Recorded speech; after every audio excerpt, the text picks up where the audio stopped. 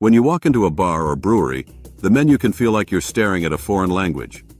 There's beer, ale, lager, stout, IPA, porter, wheat beer, sour beer. The list reads like a roll call of someone's entire weekend plans. But at the core of all these names are two words that confuse people more than anything else: beer and ale. Are they the exact same thing? Are they cousins? Rivals? Or totally different drinks that somehow ended up on the same menu?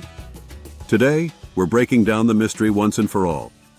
Beer versus ale. What makes them different? Why they taste the way they do? How they evolved across history? And which one you might want to drink depending on your mood. Before we get into yeast, flavor, and centuries of brewing tradition, we have to clarify something most people don't realize. Beer is the big umbrella. It's the family name. Under that family, you'll find lagers, ales, porters, stouts, pilsners, wheat beers, bocks, and even more styles that brewmasters keep inventing every year. So when you order an ale, you're ordering a beer. When you order a lager, you're ordering a beer. Beer is the category. Everything else is a branch of the same brewing family tree. And one of the oldest, most influential branches of that tree is ale. This is where things suddenly click. When someone says, "I'll just have a beer," they could be referring to a lager, because lagers dominate most menus and store shelves. But ale and lager are siblings, not identical twins. One isn't more beer than the other. They're simply made differently. And those differences, especially the role of yeast, are what give them their unique personalities. At the highest level, beer divides into two major styles: ales and lagers. Everything else is a sub-style of these two categories. If beer were a grand library, ales and lagers would be the two giant sections with hundreds of books inside them. The difference between the two really comes down to one thing that completely changes the brewing process: the type of yeast and the way that yeast ferments. It's almost poetic that such a tiny organism dictates something as complex and flavorful as beer, but that's the beauty of brewing. Nature does the heavy lifting, brewers guide the process, and drinkers enjoy the result. Ales use a yeast strain scientifically known as Saccharomyces cerevisiae. Brewers often call it top fermenting yeast because it rises and works near the surface of the fermentation tank. This yeast loves warmth.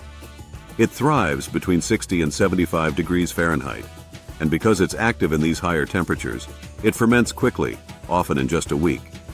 This rapid fermentation creates a symphony of flavor compounds called esters, which contribute fruity, spicy, or floral aromas. It's not an accident when an ale tastes like it has hints of banana, pear, clove, or subtle spice. That's the yeast doing its thing.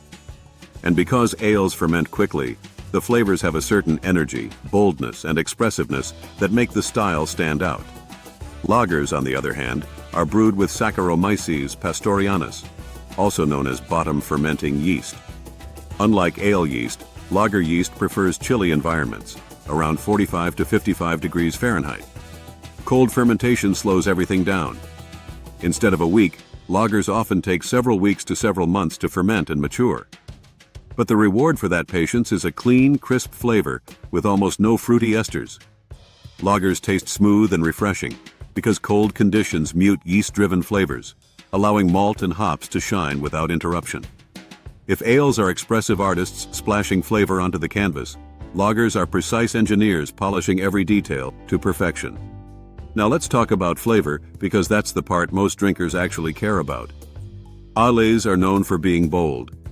They're often fruity, sometimes spicy, occasionally creamy, and always full of personality.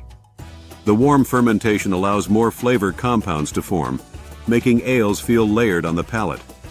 Think of everything from pale ales and brown ales to Belgian triples and hazy IPAs. These are beers with character, big, vibrant, sometimes surprising. Lagers, by contrast, are the refreshing side of the beer world. They're the beers people reach for when they want something smooth and easy to drink. The cold fermentation suppresses esters, giving lagers a neutral, clean profile. That's why classic pilsners, Helles lagers, and popular commercial beers taste crisp and straightforward. They don't hit you with intense flavors. They simply refresh you. On a summer day, An ice-cold lager can feel like the perfect drink because it doesn't ask much of your taste buds. It just cools you down. Alcohol content and body also differ between the two. Ales generally end up with a higher ABV because the warm fermentation encourages yeast to work harder and go further. They also tend to feel fuller and richer, sometimes with a creamy or robust mouthfeel. Lagers, on the other hand, are often lighter in body and slightly lower in alcohol. Not always. There are strong lagers like Bock's and Doppelbock's, but the broad trend is that lagers lean light and crisp, while ales lean flavorful and full-bodied. Your preference comes down to whether you want something substantial or something smooth. Historically, ales have been around for thousands of years. Ancient civilizations in Mesopotamia, Egypt, and medieval Europe were brewing ale long before lagers existed. Ale was the everyday drink of farmers, nobles, monks, and laborers alike.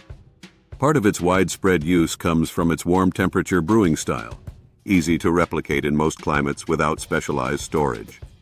Lagers, however, are a much newer invention. They originated in Central Europe, especially Bavaria, around the 15th and 16th centuries. Brewers discovered that when they stored beer in cool caves for months, it tasted remarkably clean and lasted longer without spoiling.